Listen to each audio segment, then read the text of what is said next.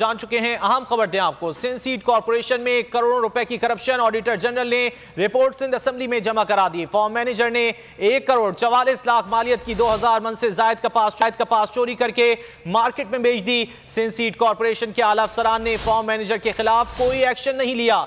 Sindh seed corporation Hyderabad ने 2 करोड़ 38 लाख रुपए की खाद खरीदी, लेकिन इस्तेमाल ही नहीं की गई। सिंध सीड कॉर्पोरेशन रुपए की करप्शन ऑडिटर जनरल ने रिपोर्ट सिंध असेंबली में जमा करा दी।